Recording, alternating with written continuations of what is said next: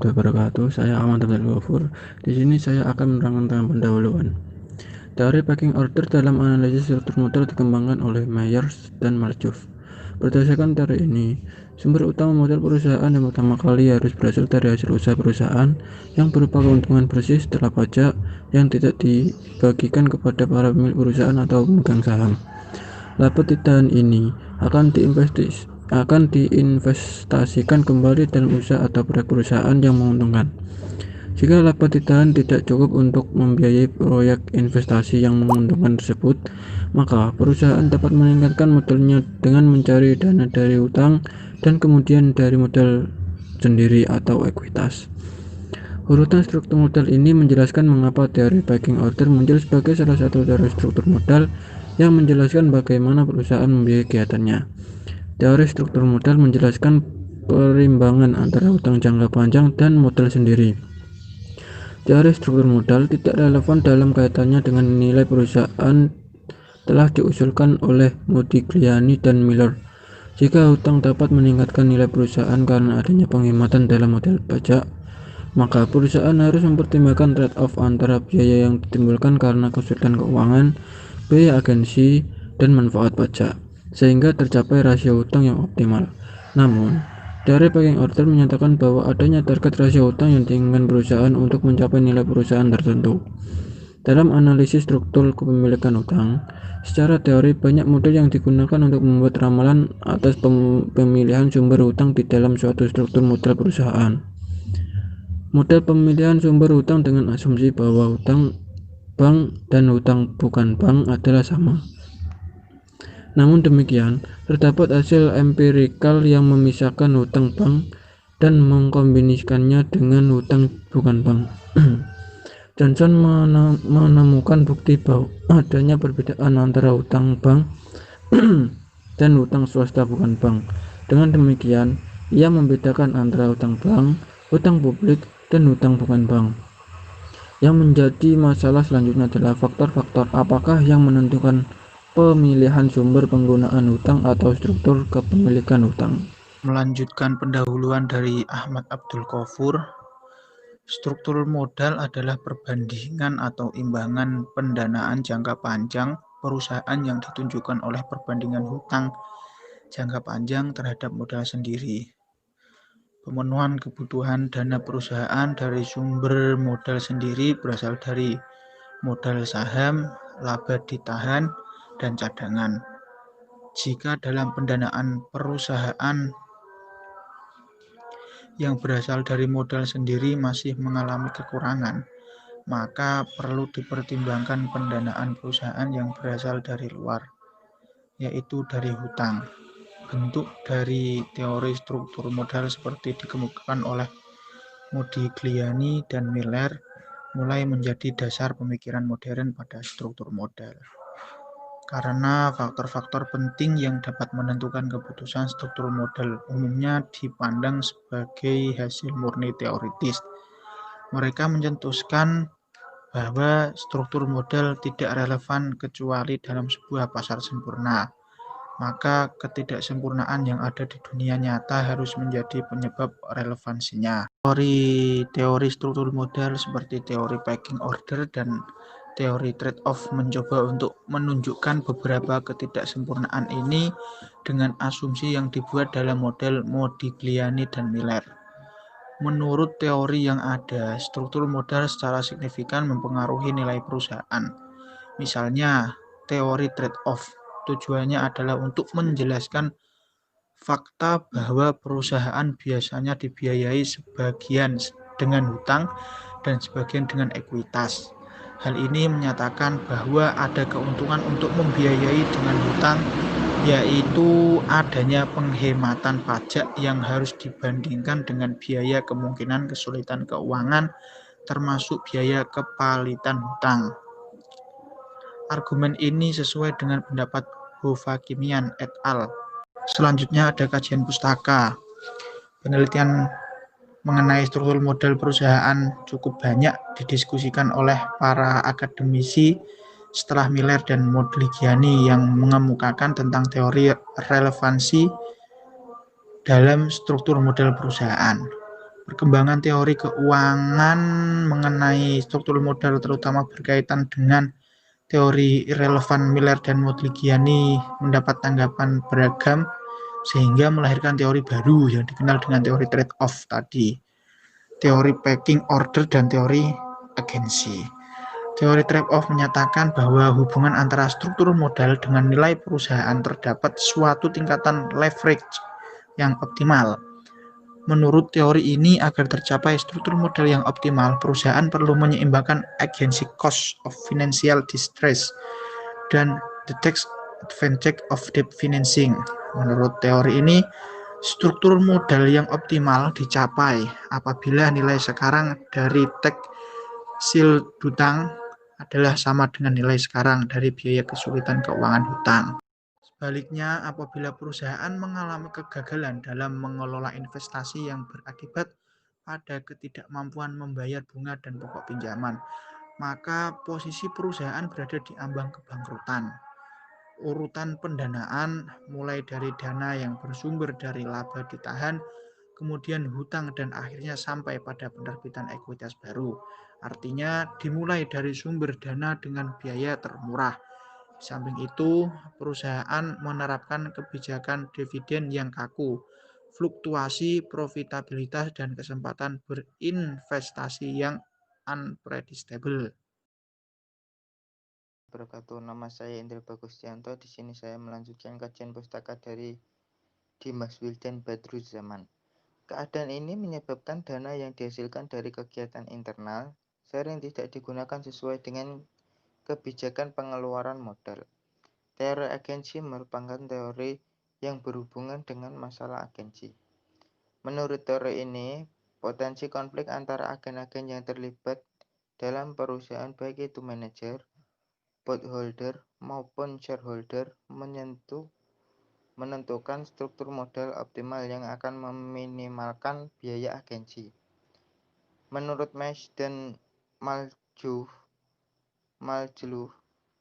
perusahaan yang memiliki peluang pertumbuhan yang tinggi di masa depan harus menggunakan pembiayaan ekuitas yang lebih besar karena penggunaan leverage yang tinggi berarti membiayakan peluang investasi yang menguntungkan.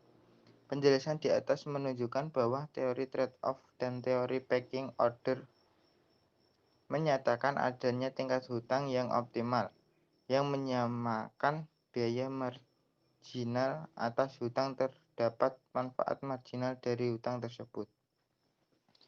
Jika ada penyimpanan dari tingkat hutang yang optimal, maka perusahaan membuat upaya untuk menyelesaikan kembali ke tingkat hutang yang optimal mereka.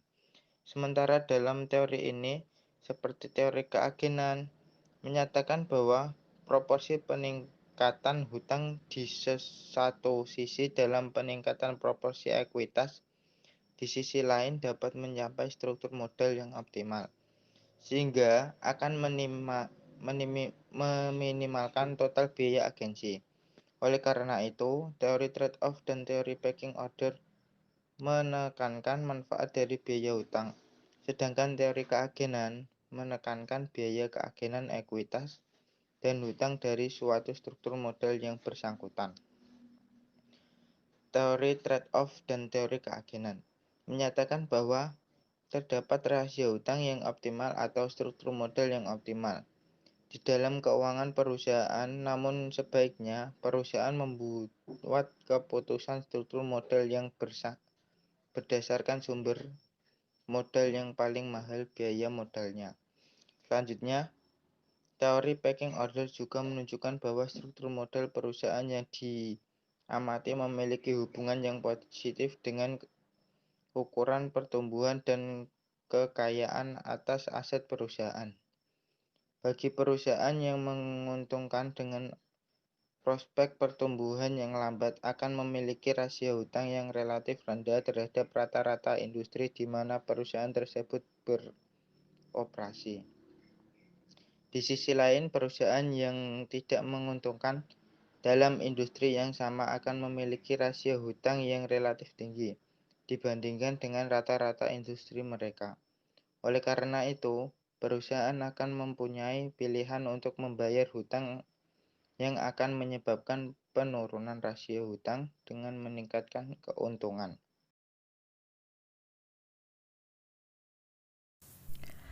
Metode penelitian. Sampel data penelitian diperoleh dengan metode purposive sampling, di mana data yang diperlukan berdasarkan kriteria tertentu, yaitu 1.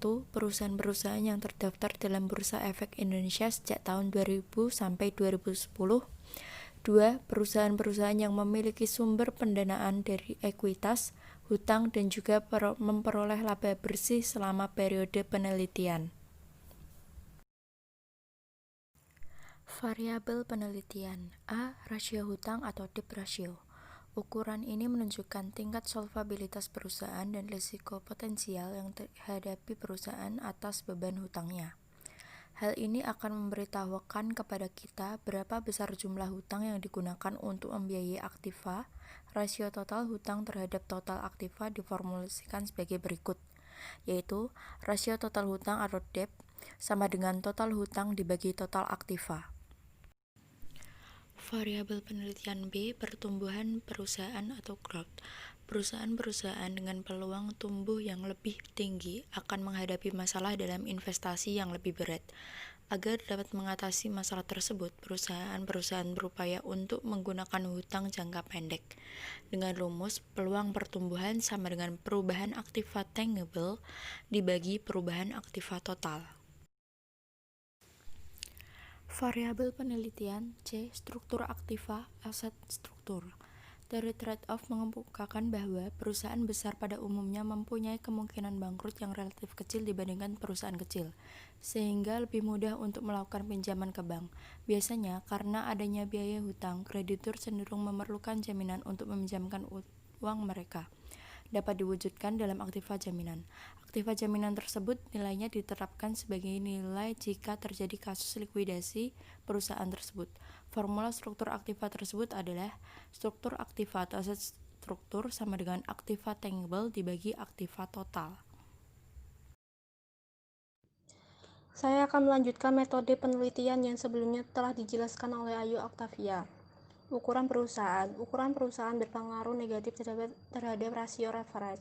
Artinya, makin besar suatu perusahaan, maka akan makin mudah mendapatkan dana melalui penjualan saham baru, sehingga hutang akan semakin berkurang. Seperti ditunjukkan dalam kajian Mira 2001 bahwa perusahaan-perusahaan besar cenderung memiliki kapasitas yang lebih besar untuk bertahan dan diversifikasi, sehingga antara ukuran perusahaan dan kemungkinan untuk kebangkrutan memiliki hubungan kebalikannya. Ukuran perusahaan S dihitung dengan mencari logaritma natural dari total aktiva. S sama dengan logaritma natural total aktiva. Tingkat keuntungan profitability. Profitabilitas berpengaruh negatif terhadap rasio leverage. Hal ini sesuai dengan teori pecking order yang menyatakan bahwa apabila profitabilitas perusahaan semakin tinggi, maka akan meningkatkan sumber dana internal sehingga penggunaan hutang menjadi makin rendah. Mayer dan Majlub 1984 menganggap bahwa berdasarkan pada pembiayaan pecking order, perusahaan-perusahaan mendahulukan untuk menggunakan sumber modal internal, kemudian baru modal eksternal berupa hutang dan ekuitas. Hal ini menunjukkan bahwa perusahaan yang lebih menguntungkan akan cenderung mengutamakan pembiayaan dari laba di tahun sebelumnya, menggunakan hutang atau modal sendiri. Formula ini mengukur profitabilitas sebagai berikut. Profitabilitas sama RAO sama dengan EAT per aktiva total. Metode analisis. Penelitian ini dianalisis menggunakan regresi berganda untuk menentukan faktor-faktor yang menentukan struktur model yang ditunjukkan oleh rasio hutang terhadap total aset. Desain model analisis datanya adalah sebagai berikut.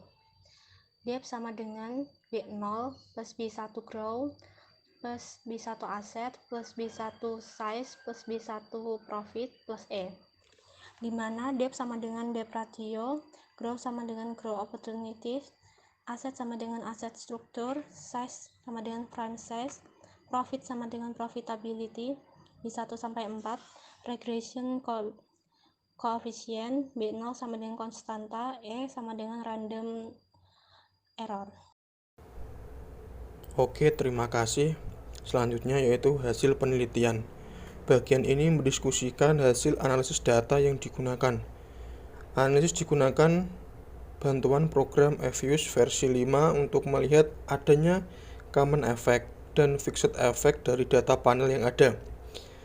Tabel 1 menunjukkan hasil analisis dengan model common effect sebagai berikut.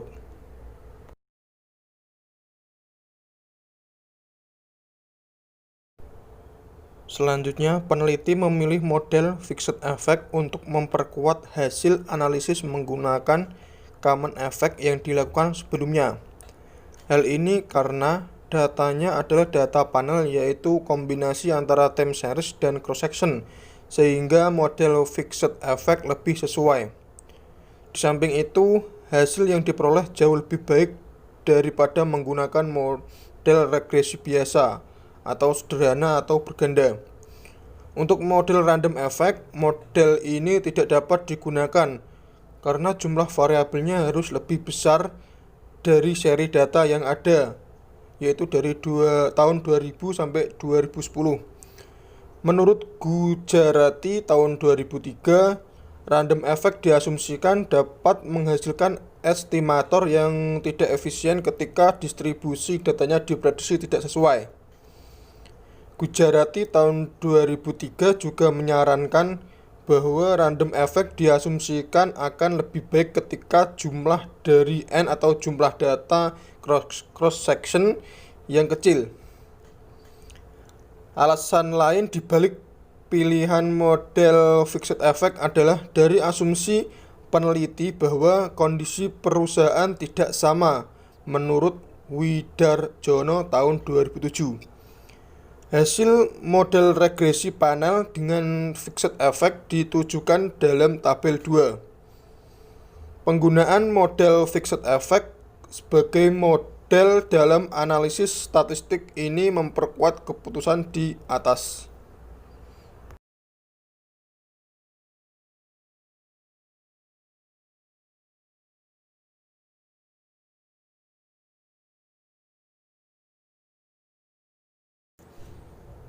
Menurut kedua hasil yang diperoleh dari dua model, yaitu common effect dan fixed effect, model panel regresi yang terbaik dapat dilihat dari SE atau standar error regresinya.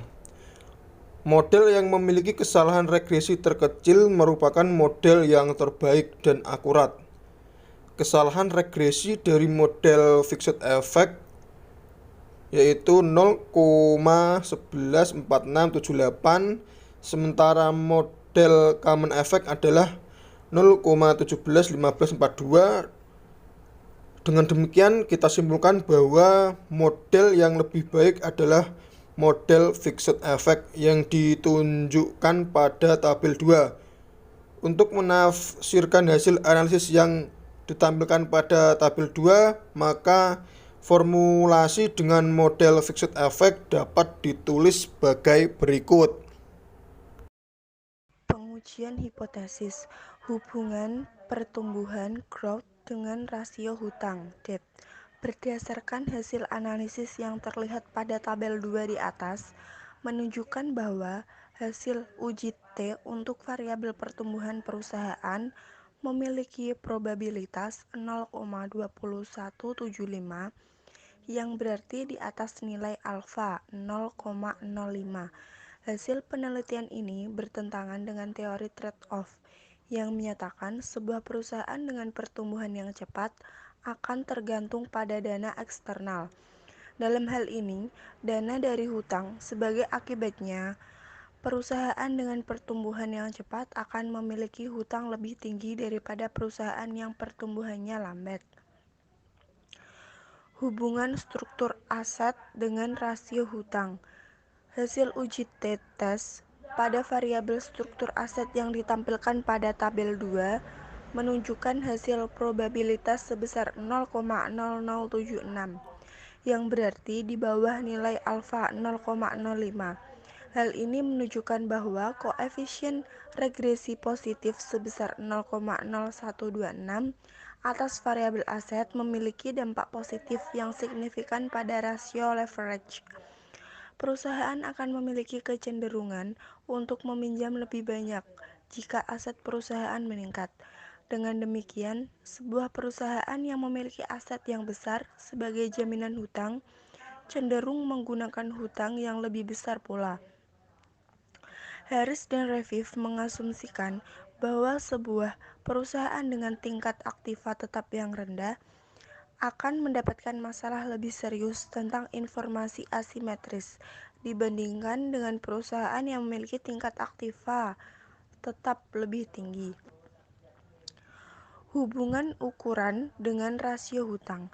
Hasil uji T, hubungan antara ukuran perusahaan dengan rasio hutang, menunjukkan bahwa nilai probabilitas pada tabel 2 adalah 0,0000, yang berarti kurang dari 0,05, yang berarti HO ditolak. Hasil ini juga menunjukkan koefisien regresi bernilai positif yaitu 0,0475, yang berarti ukuran perusahaan memiliki dampak positif dan signifikan terhadap rasio utang.